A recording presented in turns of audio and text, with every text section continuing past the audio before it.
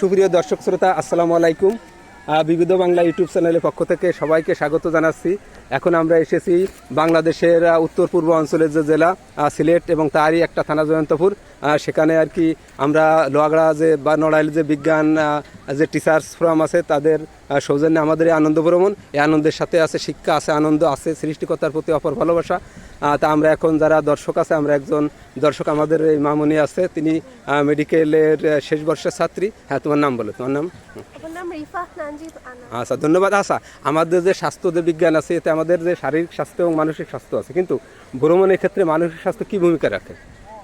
অনেক বেশি। এটা আসলে আমাদের দেশে খুবই আন্ডাররেটেড একটা টপিক, যে আমরা ভ্রমণ করতে চাই না। এটা মানুষের খুবই রিল্যাক্সেন্ট, যে যাবো না, ক্লান্ত লাগবে, কিন্তু যে আসলে যে এত ভালো লাগে, বা এমনি ওভারঅল যে মেন্টাল হেলথের ব্যাপারটা হচ্ছে আমরা খুব বেশি গুরুত্ব নেই না, কিন্তু আসলে এগুলো আমাদের কনসিডার করা উচিত। বছরে একবার ফ্যামিলি সহ ঘুরতে আসা উচিত।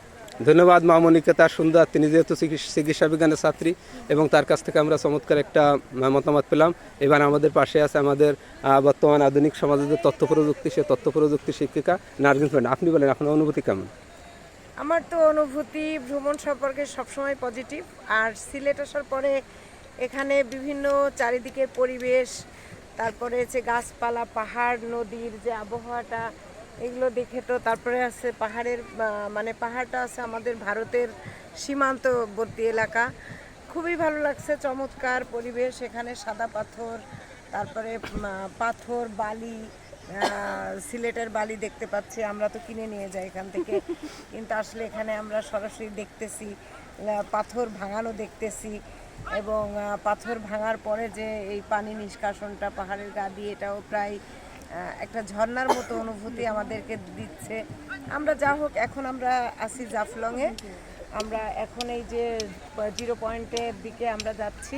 অবশ্য এখানে গিয়ে আরও ভালো কিছু আমাদের দেখতে পারবো আমরা, এবং আমাদের অনুভূতি আরও মানে সুপ্রসন্ন, মানে প্রফুল্ল হবে, এটাই আমরা আশা করি। ধন্যবাদ। হ্যাঁ, ধন্যবাদ। আমরা এতক্ষণ আমাদের যে আইসিটি শিক্ষিকা ম্যাডামের কাছ থেকে তার অনুভূতি জানতে পারলাম। এখন আমাদের যে নড়াইল লোহাগড়া থেকে বিজ্ঞান বিষয়ে যে শিক্ষকরা আসছেন এবং তাদের যে সহধর্মিণী বা তাদের স্ত্রী আসছেন, তারাও খুবই আনন্দিত। এভাবে আনন্দঘন পরিবেশে আমরা এখন যাচ্ছি ভারত বাংলাদেশের 0 পয়েন্টের দিকে, এবং সেখানে আমাদের যে পাহাড়ের ওপারে যে সৌন্দর্য আছে, এগুলো আমরা দেখার চেষ্টা করব।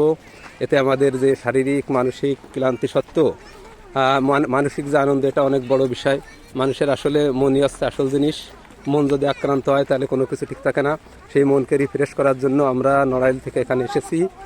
খুবই সৌন্দর্যময় পরিবেশ এবং খুবই ভালো লাগছে। এখানে আছে বিভিন্ন প্রকার পাথর, আছে আছে আছে ঝর্ণার যে শেষ অংশ, আসলে এটা এই ঝর্ণা থেকে নদী উৎপত্তি হয় এবং তারই শেষ যে অংশ, এবং এর ওপারে আবার যে পাহাড়ি যে ছড়া বা ঝর্ণা আছে, সেটা আমরা দেখব।